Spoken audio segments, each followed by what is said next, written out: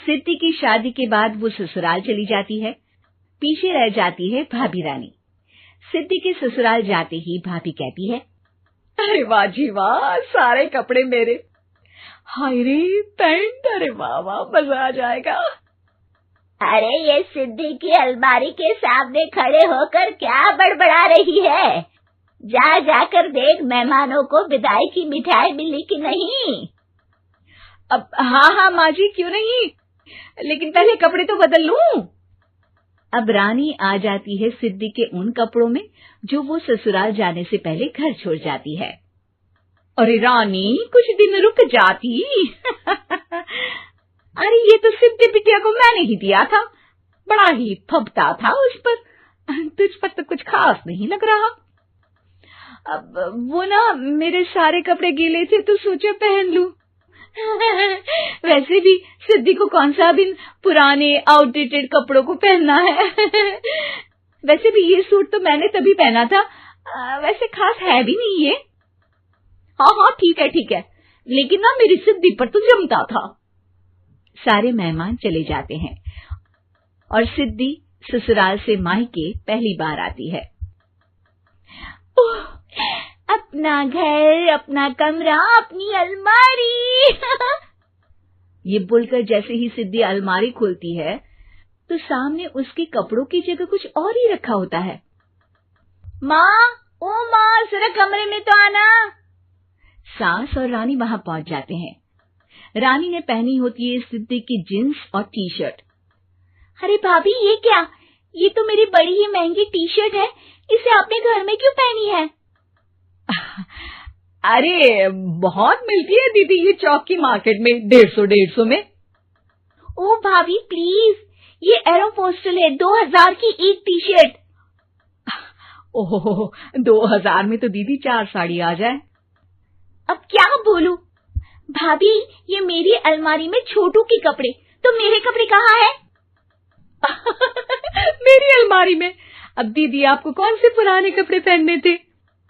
माना भाभी, लेकिन मैं जब घर आती तो यही सब पहनती ना। अरे तुम तो बड़ी कंजूस हो दीदी। खैर, वक्त आता है जब सिद्धि ससुराल के लिए रवाना हो रही होती है। अरे रानी, अंदर से सिद्धि का गिफ्ट ले आ, लड़की पहली बार ससुराल से मायके आई है। रानी अंदर जाती है और एक सिंपल सी साड़ी लेकर बाहर आ जाती है। ये लीजिए माँ जी। सास बेटी को गिफ्ट देकर ससुराल भेजती है। अगले दिन रानी एक सुंदर सी साड़ी पहनकर सामने आती है। अरे रानी, ये तो वो साड़ी है जो मैंने सिद्धि को देने के लिए दी थी जब वो ससुराल ले जाती, लेकिन ये तूने कैसे पहन ली? अरे माँ जी, ये साड़ी तो मुझे बहुत पहले से ही पसंद थी, लेकिन चिंता ना करिए, मैंने सिद्धि के लिए भी अच्छी सी साड़ी दी है। हाँ। तभी सिद्धि का फोन आता है। क्या माँ, कुछ अच्छा तो दिया होता ससुराल ले जाने के लिए। अरे पहले दिखा दिया होता। यूं चमकते हुए पैकेट में नौकरानी वाली साड़ी मत दिया करो माँ। अरे बेटे, वो तेरी भाभी ने ना गलती से उससे पैकेट बदल गया। हाँ, मैं कल ही तेरे भाई के हाथ से तेरा वाला पैकेट भेज दूंगी। अरे रहने दो माँ, आई एम श्योर भाभी ने अभी वही साड़ी पहनी होगी जो तुमने मेरे लिए रखी थी। तुम तो समझ नहीं पाई उनको। खैर छोड़ो, मैं ज्यादा बोलती अच्छी नहीं लगती, रहने दो, आपको उन्हीं के साथ रहना है, फिर बात करेंगे। सास को रानी पर गुस्सा आ जाता है। वो उसके कमरे में जाती है जहाँ वो शादी का एल्बम देख रही होती है। रानी, मार्केट जाकर एक ऐसी ही साड़ी लेकर आ, कल प्रतीक जाकर सिद्धि के घर दे आएगा। अरे क्यों माँ जी, कितनी साड़ी देनी है दीदी को? यहाँ कोई सेल लगी है क्या?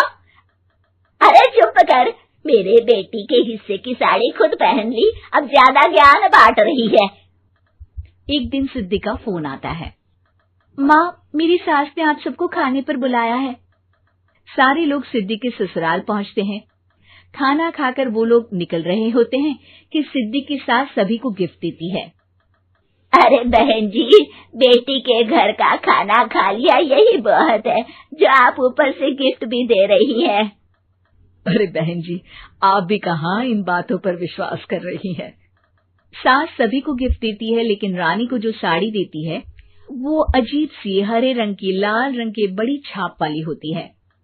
अरे छी, ये कौन पहनेगा? सासू माँ को तो जरी वाली इतनी सुंदर, और मेरे लिए ये नौकरानी वाली।